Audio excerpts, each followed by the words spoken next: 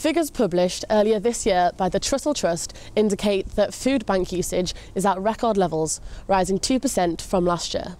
A food bank is a place that stocks food for people in need, typically basic provisions and non-perishable items. They are supplied free of charge and often set up in places like community centres and churches. Reports indicate that the main issues that cause working people to be referred are low wages, insecure work, high living costs, and problems accessing work benefits. The Trussell Trust is a non-governmental organisation that coordinates a nationwide network of 424 food banks in the country. However, their figures only relate to Trussell Trust food banks and not the hundreds of other food aid providers. There is no official data, but estimates suggest that there are likely to be the same amount of non-Trussell Trust food bank style projects in the UK. I spoke to Karen Selly, the manager of the Welcome Centre in Huddersfield, to find out what they do to help people in food crisis in the Kirklees area. My name's Karen Selly. I'm the manager of the Welcome Centre. I've been here 8 years, and the Welcome Centre is a food bank that covers the South Kirklees area. We're a very busy food bank, one of the biggest food banks in the region, and we see we give out about between 8,000 and 9,000 packs a year, and this is increasing year on year. The centre relies on local donors, support from businesses, fundraising events and grant applications to keep going.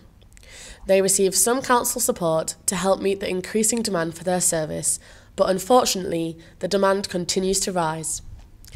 There are various ways the public can help to support their work.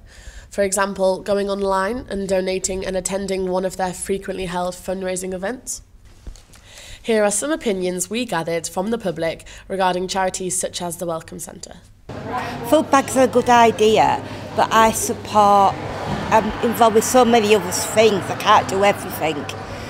When you get to that stage, then it's not good, is it? Whilst at the Welcome Centre, we were fortunate enough to learn one man's story who wanted to remain anonymous, as he explained how he had come to be referred to the food bank. He is voiced by an actor in order to maintain his anonymity. I'd been in full-time work for most of my life actually, until last March when suddenly, without much warning, I was made redundant. I went and I declared myself as a job seeker, and then I found that I had to wait 5 weeks because it's now turned to something called universal credit. In desperation, I went for a payday loan, and when I got my universal credit 5 weeks later, £55 of that was taken from it to cover my bills and pay off the loan. So that left me with approximately £19.50 to last out for a week. And what was left? No food. I couldn't get any food. Thank God there's such a thing as food banks, because if there hadn't have been food banks, I wouldn't be here now.